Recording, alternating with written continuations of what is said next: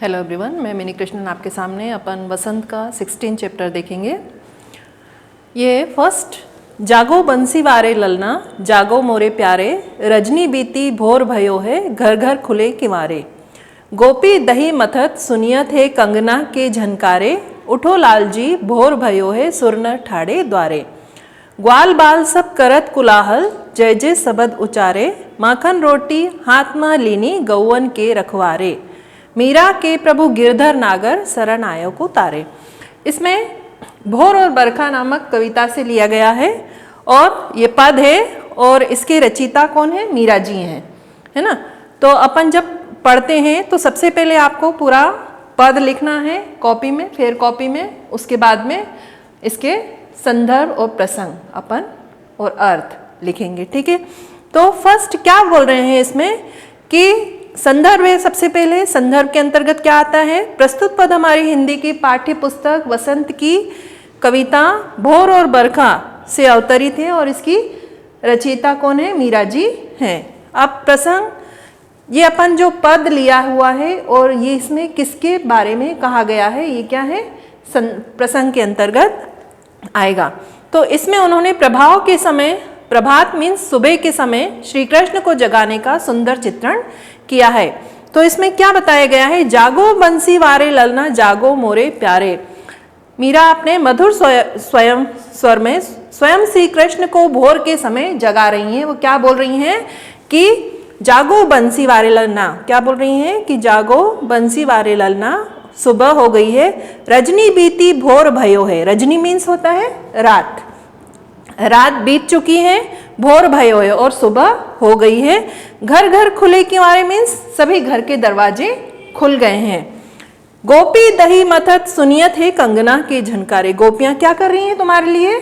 दही मथ रही है और जिससे कि माखन निकलता है।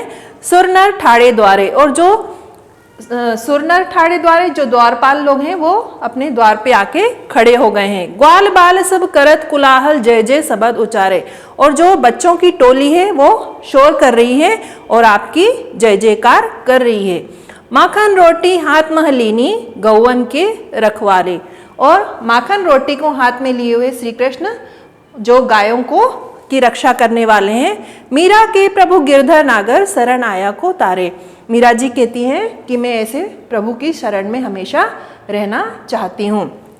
तो देखेंगे इसमें मीरा अपने मधुर स्वयं स्वर में श्री कृष्ण को भोर के समय जगा रही हैं और कहती हैं कि हे बंसी वाले ललना, कृष्ण जागो अर्थात निद्रा त्याग दो, मीन्स नींद से उठ जाओ। रात बीत गई है, प्रातः का समय हो गया है, सभी घरों के दरवाजे खुल गए हैं। गोपियां क्या कर रही हैं तुम्हारे लिए? मन भावन माखन निकाल रही हैं। और कृष्ण देखो, तुम्हें जगाने के लिए द्वार पर सभी देव और मानव जन खड़े हैं जो तुम्हारे दर्शन की प्रतीक्षा कर रहे हैं। और गौओं के रखवारे कृष्ण माखन और रोटी हाथ में लिए हुए तुम्हें साथ ले जाने को आतुर हैं।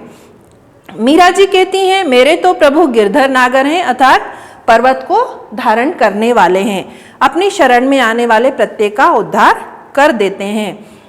सेकंड है, बरसे बदरिया सावन की मन भावन की, सावन में उमंग्यो मेरो मनवा, भनक सुनी हरि आवन की। उमड़ घुमड़ चहूँ दिस से आया, दामिन दम के छर लावन की, नन्ही नन्ही बूंदन मेहा बरसे, शीतल पवन सुहावन की। मीरा के प्रभु गिरधर नागर आनंद मंगल गावन की। इसमें भी अपन वही करेंगे, संदर्भ पहले लिखेंगे, उसके बाद में प्रसंग लिखेंगे। प्रसंग इसमें चेंज हो जाएगा। इसमें क्या है प्रसंग? इसमें उन्होंने वर्षा ऋतु का चित्रण किया है कि इस पद में मीरा ने प्रकृति चित्रण करते हुए वर्षा का वर्णन करते हुए कहती हैं कि सावन के महीने में अपना मन कैसा है?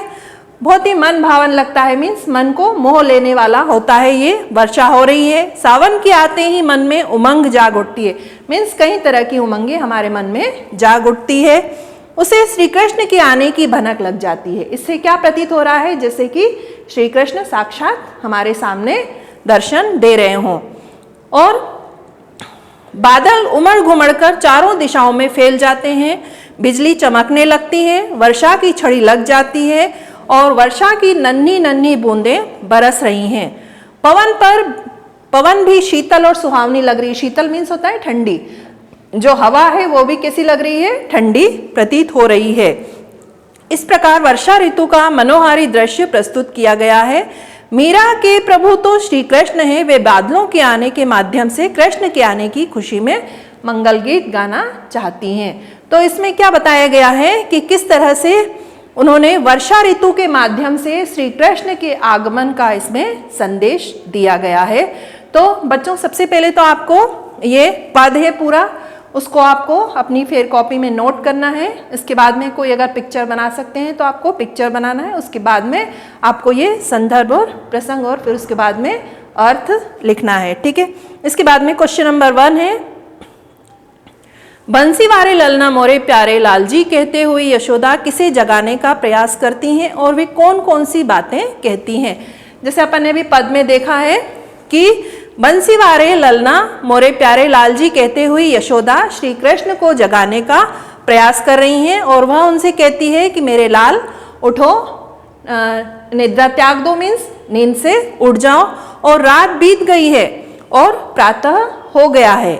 उसी सभी घर के दरवाजे खुल गए हैं और गोपियां क्या कर रही हैं, तुम्हारे लिए दही मथ रही हैं और तुम्हारा मन भावन मक्खन निकाल रही हैं, जो कि श्री कृष्ण को बहुत ही पसंद था।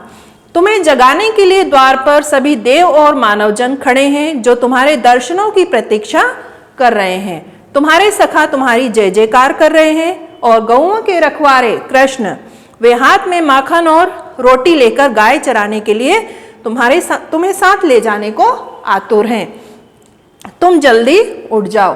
तो ये आपको अपने शब्दों में भी लिख सकते हैं आप, जब आपने पद पढ़ा है, समझा है, तो आप इसका क्वेश्चन बहुत अच्छी तरीके से इसका आंसर दे सकते हैं। इसके बाद में सेकंड क्वेश्चन है, नीचे दी गई पंक्ति का आशय अपने शब्दों में लिखिए।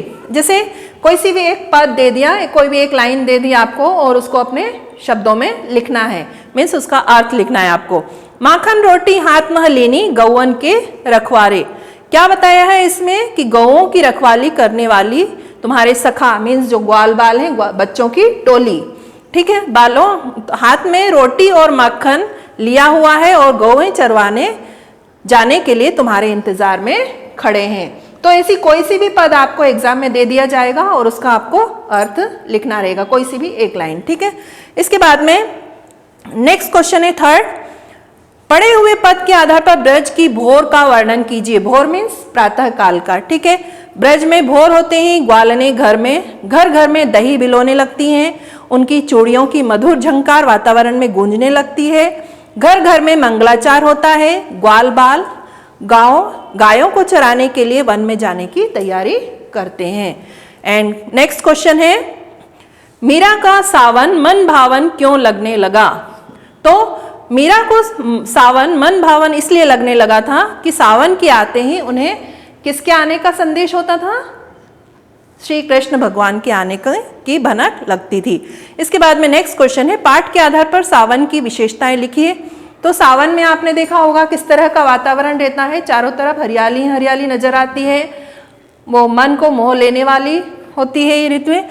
तो अपन अपने मन से भी लिख सकते हैं इसका आंसर। सावन के आते ही बादल उमड़ घुमड़ कर चारों दिशाओं में फैल जाते हैं, बिजली चमकने लगती है, वर्षा की छड़ी लग जाती है, वर्षा की नन्ही नन्ही बूंदें बरसती हैं, पवन भी शीतल और सुहावनी लगती है।